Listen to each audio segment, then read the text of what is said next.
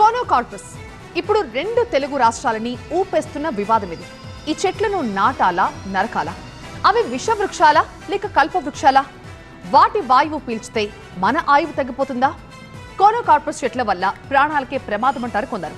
అయితే ఆ ప్రచారంలో ఎలాంటి నిజం లేదు అంటోంది జనచైతన్య వేదిక. దీని మీద జరుగుతున్న చర్చ రచ్చరచ్చగా మారుతోంది. వృక్షో రక్షతి రక్షితః అంటారు. వృక్షాలని మనం సంరక్షిస్తే అవే మనల్ని రక్షిస్తాయని పెద్దలు చెప్తూ ఉంటారు. కానీ కోనోకార్పస్ చెట్లు మాత్రం ఈ కోవలోకి రావని, అవి యమా డేంజర్ అంటున్నారు మరికొందరు. పచ్చదనం అందం కోసం రోడ్ల పక్కన రోడ్ల మధ్యలో నాటే ఈ మొక్కలను తెలంగాణ, ఏపీ, తమిళనాడు, గుజరాత్ రాష్ట్రాలు నిషేధించాయి. ఈ నేపథ్యంలో కోనోకార్పస్ చెట్ల గురించి ప్రజలకు అవగాహన పెంచేందుకు జనచైతన్య వేదిక సమావేశం నిర్వహించింది. వాళ్ళు చెబుతున్నట్లు వీటి వల్ల వచ్చే ప్రయోజనాలంటూ చూద్దాం. కోనోకార్పస్ చెట్లను వ్యతిరేకిస్తున్న వాళ్ళ బాధన ఎలా ఉందో చూద్దాం. వాళ్ళు ఏమంటారంటే, ఈ కోనోకార్పస్ ఆకులు మేత కారణంగా మేకల్లో 20% పాల ఉత్పత్తి పెరిగిందని జనచైతన్య వేదిక చెప్తుంటే, కాదు ఈ చెట్లతో అసలు మనుషుల ప్రాణాలకే ప్రమాదమని మరొక వర్గం వాదిస్తోంది. అలాగే కోనోకార్పస్ ఆకులు డయాబెటీస్ ని తగ్గిస్తాయని ఒక వర్గం అంటుంటే, ఈ కోనోకార్పస్ పుప్పొడి కారణంగా ఆస్తమా ఇంకా పెరిగిపోతుందని ఇంకొక వర్గం వాదన. కోనోకార్పస్ చెట్లు ఎక్కువ ఆక్సిజన్ వదిలి పర్యావరణాన్ని కాపాడుతుందని ఒకరంటుంటే, భూగర్భ జలాల్ని ఖాళీ చేసేస్తాయని మరో వర్గం వాదిస్తోంది. తక్కువ టైంలో పచ్చగా ఏపుగా పెరుగుతాయని జనచైతన్య వేదిక అంటుంటే, 80 మీటర్ల వరకు వెళ్లే వేర్లతో నిర్మాణాలకు ప్రమాదం అంటున్నారు మరికొందరు. ఇక దుమ్ము, ధూళి, ఇసుక, వేడిగాలులకి అడ్డుగోడగా నిలుస్తాయని ఒక వర్గం అంటుంటే, ఇతర మొక్కల్ని ఇవి పెరగనివ్వని మరొక వర్గం వాదిస్తోంది. కోనోకార్పస్ చెట్లు మానవాళికి ప్రమాదం అంటూ జరుగుతున్న ప్రచారాన్ని కొట్టిపాడేస్తున్నారు కొందరు శాస్త్రవేత్తలు, పర్యావరణవేత్తలు. కోనోకార్పస్ చెట్లు మిగతా చెట్ల కన్నా అత్యధిక మోతాదులో కార్బన్ డయాక్సైడ్ ని తీసుకుని ఆక్సిజన్ ని విడుదల చేస్తాయని వాళ్ళు స్పష్టం చేశారు. దీనికి సంబంధించి పరిశోధన ఫలితాలని పవర్ పాయింట్ ప్రెజెంటేషన్ ద్వారా వివరించింది జనచైతన్య వేదిక. కోనోకార్పస్ చెట్లపై జరిగిన పరిశోధనలో మానవాళికి ఉపయోగపడే ఫలితాలు వెల్లడయ్యాయని యోగి వేమన యూనివర్సిటీ మాజీ వైస్ ఛాన్సలర్ ఏఆర్ రెడ్డి స్పష్టం చేశారు. కోనోకార్పస్ చెట్టును కొట్టడం పాపం, ఫస్ట్ స్టేట్మెంట్. రెండోది, ఈ కోనోకార్పస్ చెట్ల మీద మేము గత 6 సంవత్సరాలుగా చేసిన పరిశోధనలో మాకు తెలిసిన భయంకరమైన నిజం ఏమంటే, వేరే చెట్లతో కంపేర్ చేస్తే ఈ చెట్టు 20 to 30% కార్బన్ డైఆక్సైడ్ ఎక్కువ పీల్చుకుంటుంది, 20 to 30% ఆక్సిజన్ బయట వదులుతుంది. హెల్త్ వల్ల ప్రాబ్లమ్సే లేవని చెప్పినారు. ఎవరో ఒకటి ఆ రెస్పిరేటరీ ప్రాబ్లం వస్తుందని చెప్పినారు, కానీ సైంటిఫిక్ ఎవిడెన్స్ లేదు దీనికి. ఫారెస్ట్ అధికారులు, నర్సరీల నిర్వాహకులు ఒక మాఫియాగా ఏర్పడి కోనోకార్పస్ పై దుష్ప్రచారం చేస్తున్నారంటూ ఆరోపించారు జనచైతన్య వేదిక అధ్యక్షుడు లక్ష్మణ్ రెడ్డి. ఈ నర్సరీ, సోషల్ ఫారెస్ట్ డిపార్ట్మెంట్ వాళ్ళు ఒక మాఫియాగా మారి వీటినే ఉంటే మేము కొత్తగా మొక్కలు నాటాలంటే అవకాశం ఉండటం లేదు.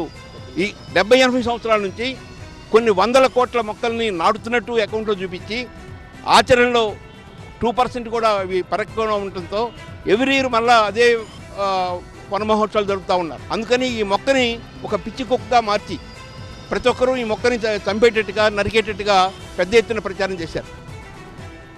ఈ చెట్ల వల్ల ఆస్తమా రోగులకు ఎంతవరకు ఇబ్బందికరమైన దానిపై ప్రభుత్వం ప్రత్యేక కమిటీ వేసి నిర్ధారించాల్సి ఉందని అభిప్రాయపడ్డారు సిసిఎంబి మాజీ డైరెక్టర్ మోహన్ రావు. కోనోకార్పస్ అనేది మిగతా చెట్ల కన్నా ఎక్కువ కార్బన్ డైఆక్సైడ్ తీసేస్తోంది.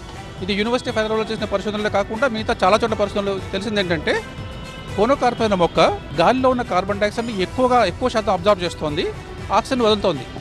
ఎవరో కొంతమంది చెప్పారు ఈ మొక్క కార్బన్ డైఆక్సైడ్ తీసుకుంటుంది, కార్బన్ డైఆక్సైడ్ వదులుతుందని. అలాంటి మొక్క ప్రపంచంలో ఎక్కడా లేదు. చాలా ప్రాబ్లమ్స్ ఉన్నా సరే మొక్క పెరుగుతోంది. కాబట్టి ఏపుగా పెరుగుతోంది, తక్కువ నీళ్ళతో పెరుగుతోంది, మంచి కార్బన్ డైఆక్సైడ్ తీసుకుంటుంది. కాబట్టి ఈ మొక్క తప్పకుండా. శాస్త్రీయ నిరూపణ చేయకుండా కోనోకార్పస్ చెట్లను నరికివేయడం ఎంతవరకు సబబని ప్రశ్నించారు OU botany professor BN Reddy.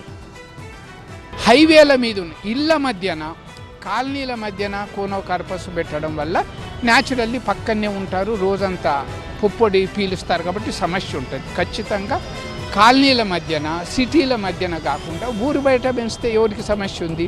మంచి వుడ్డు, దాని వుడ్డు ఏంటి కలప, అలాగే చాలామంది చెప్పారు కదా, అది హెవీ మెటల్స్ భూమిలో ఉన్న, గాలిలో ఉన్న, నీళ్ళలో ఉన్న హెవీ మెటల్స్ను అబ్జర్వ్ చేసే లక్షణం ఉందనుకున్నది.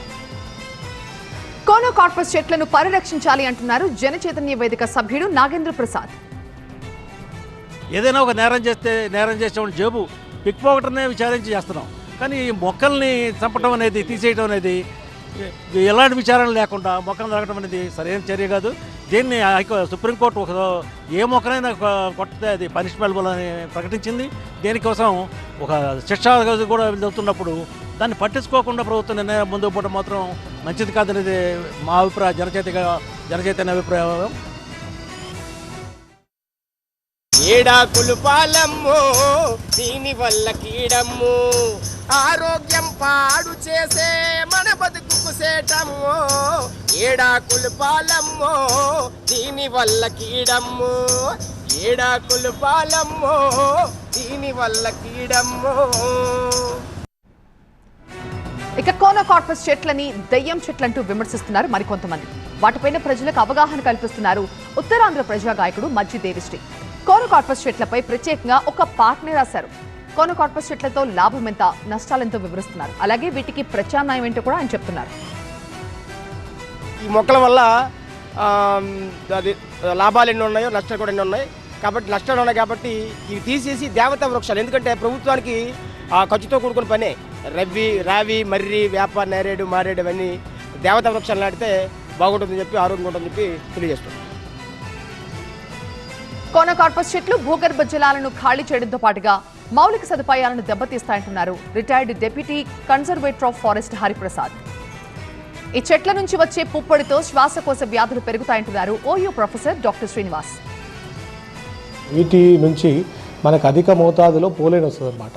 ఆ పోలేన్ నుంచి వచ్చే రెస్పిరేటరీ సిమ్టమ్స్ అదొక ఇరిటెంట్ లాగా పనిచేసి మనకు తుమ్ములు రావడం లేదా దగ్గు విపరీతంగా ఉండడం, శ్వాసకోశ సంబంధించిన వ్యాధులు, శ్వాసలో ఇబ్బంది, ప్రీ ఎగ్జిస్టింగ్ ఆస్తమా ఉన్న వాళ్ళకి ఆస్తమా ఎగ్జాజర్బేట్ అవ్వడం, లేదా సిఓపిడి ప్రాబ్లం ఉన్న వాళ్ళకి ఆ సిఓపిడి ఎగ్జాజర్బేట్ అవ్వడం, ఇలాంటి సమస్యలు తరచుగా చూస్తుంటాం. సో ఈ ప్లాంట్స్ని వీలైనంత త్వరగా బ్యాన్ చేసి సిటీ పరిసరాల్లో కానివ్వండి, హైవే పరిసరాల్లో కానివ్వండి, వీటిని నాటకుండా చూసుకుంటే మనకు చాలా వరకు హెల్త్ ఇష్యూస్ తగ్గే అవకాశం ఉంటుంది. కోనోకార్పస్ చెట్ల వల్ల వచ్చే అనర్థాలపై పరిశోధన చేస్తున్నామని చెప్తున్నారు chest hospital superintendent doctor Shravan Kumar. ఈ ప్లాంట్స్ వల్ల పోలన్స్ గాల్లో తేలి ఆల్రెడీ ఆస్తమా అలర్జీ ఉన్న వాళ్ళకి ఇబ్బంది ఎక్కువ పెడుతోంది. కనుక దీని గురించి రీసెర్చ్ మేము మొదలు పెడుతున్నాము. ఖచ్చితంగా దాన్ని ఇంకా నిర్ధారణ కాలేదు, కానీ దాన్ని అవాయిడ్ చేయడము బెస్ట్. ఎందుకంటే వేరే రాష్ట్రాల్లో దాన్ని బ్యాన్ చేశారు. ఈ చెట్ల ప్రభావంతో లోకల్ ఎకోసిస్టమ్ దెబ్బతింటోంది అంటున్నారు retired principal chief conservator of forest Nalini Mohan.